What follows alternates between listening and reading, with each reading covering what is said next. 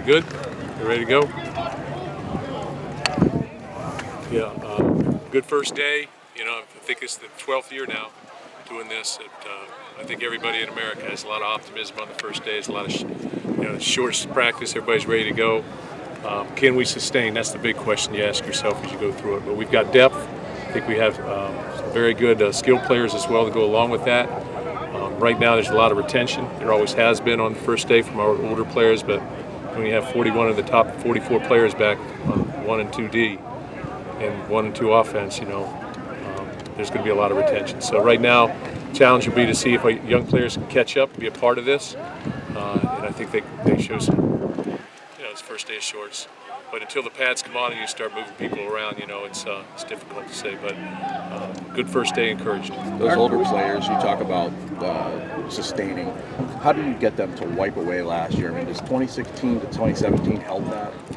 Yeah, I think that our message here has always been how do you handle success, and then again how you handle failure. And I think what you do immediately after that, sort of epitomizes your team. So we need to take broad steps, continue taking steps towards things on the field, off the field, academically as well, and do our very best. I think we're poised to do that. Mark, last year, looking back at the first day, you talked about it's something new for us to not have expectations. Well, they're back again. Certainly more enjoyable to come in with a top 5 ranking, huh? Well, it's always it's always good for people to put you up there, but that's a good feeling. But the bottom can drop off out on you at any point in time. So. The message that our players, I think, understand and need to continue to understand is do the work. Do the work up front, and when you get an opportunity to play, be ready to play. But do the work in every area of your life, too. Mark, when you've been here 12 years, is day one any different? Where's your energy level? No, day one's about the same. I walk around, I try and watch every different position, make some notes on how things are running, watch our coaches teach, watch our players learn, watch the effort, watch the enthusiasm, and how our players interact with each other and teach each other. And I've always seen good things when I've done that. And today, I've been saying really for 6 months that this football team is very good with chemistry. It's as good as I've seen, really. I don't want to speak ill against other teams, but it's as good as I've seen. Mark, what are your thoughts on what's going on at Ohio State in the third round? I think first of all, domestic abuse is a very serious issue in today's society.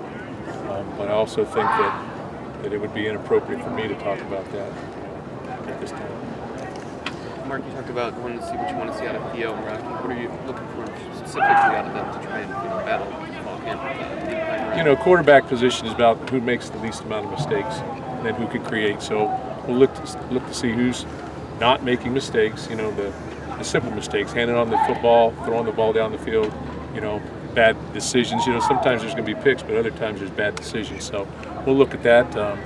But I think both those guys are very good quarterbacks, so it'll be interesting to watch. How does having so many returners change your camp? What does it allow you to do when you've got 41, 44, or whatever the size? I think we can continue to push forward with our learning, and because we do have those players back, everybody's going to get opportunities to play, but the workload might be a little less on them, practice to practice, because we do want to see our freshmen and our younger players. That's our redshirt freshmen too, guys who are redshirted. So it'll be an interesting camp, but there'll be a lot of competition. And really, when you look around, I think, there's positions that we need to identify. Center, who's kicking off. Some of the things have already been identified by you guys, but backup, tailback, those type of things. But there's a lot of players back with experience, and I think we're a hungry football team, but time's going to tell. Is there any chance that David Beadle could get some reps at center this yeah, we've worked him in there as well. So we've worked in a variety of people. Excuse me, Ken Manning talks a lot about reaffirmation. What's that term mean around here? Well, reaffirmation means getting back to where you were, where you started, I think, and I think that was apparent last year. I think right now it's more like handle success and build on what we've got, and build on that foundation, maintain who we are, not just as football players. That's what I want to continue to harp on, as people too. Reschke and Julian Major both back out today. How did they look physically? I thought they looked good, but it's shorts, moving around, and Julian made some catches. He looks like a scholarship wide receiver, and Reschke looked good, but mean, we're in shorts. We're rotating 4 different groups in there, so they're getting minimum opportunities sometimes. So do you sense an energy on day one, kind of a spirit that maybe you don't see on any other day? Always a lot of optimism, you know. But you know, this game can become a grind on you. You know, how you going to react when it's, you know, practice 20 in summer camp. So, you know, we got work to do, and it's a starting point. But the starting point's always been pretty good around here, and I would say this one was excellent, just in terms of the enthusiasm, the attention to detail, the knowledge of what they're supposed to be doing, and how well and how fast we executed it. What day do you put pads on? We put pads on next Tuesday.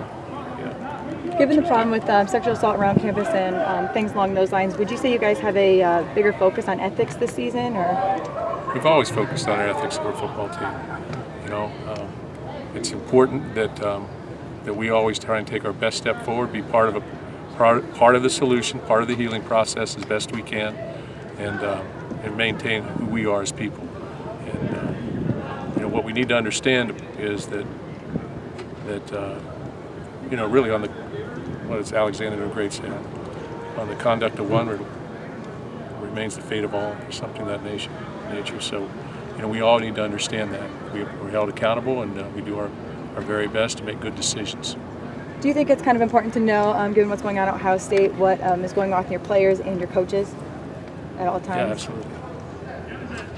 Mark, you said that you're impressed with the leadership on this team, like guys that could maybe be captains. When you have that, so many guys in those type of capacities, do you as coaches sort of have to facilitate areas and times for different guys to lead, or do they just sort of sort that out themselves naturally with so many guys that are eager to lead, that can lead? Well, we had a pretty solid leadership group, and that'll be voted on again. And out of those 12 players will come our captains, and they'll do a good job. I think we've got 5 guys we did not bring to Chicago that'll talk with you guys a little bit today, so it'll be interesting to hear their comments. But I think we have good leadership here, and the more guys that lead, the better your football team usually is. But that's usually about, hey, what have you done lately? So, you know, you're going to keep pushing that too. When's your first scrimmage? Sorry, when's your first scrimmage? I believe the first scrimmage is next Friday. Can you do 3 this year, probably? 3.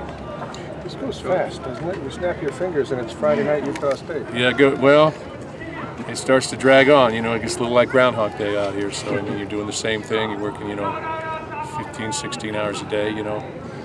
These are long days. Hey, Mark, Mark, you said that with shorts and T-shirts you can't get a lot of observations, but did anyone stand out? Did anything catch your eye in terms of development since spring? A lot of guys, too many to really go through and talk about, but a lot of retention. You know, we've got some very good players here, and you know, they catch your eye. You see them, you know when you see them.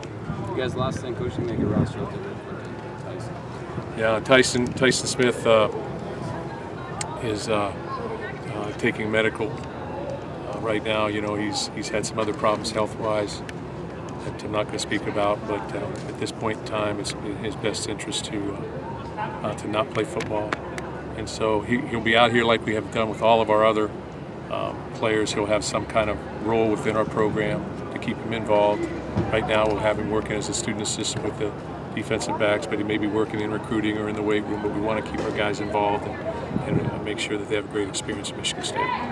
Thanks, Mark. Will he physically be able to come back, or is it the I'm not sure on that. I just know that right now he's out for the season. Is there some sadness on your behalf? Yeah, you know, I mean, he's a guy that worked hard to get back last year, and then, you know, upon further examination, there were some things that he had to be able to do, I guess, from a physical, you know, from a health standpoint.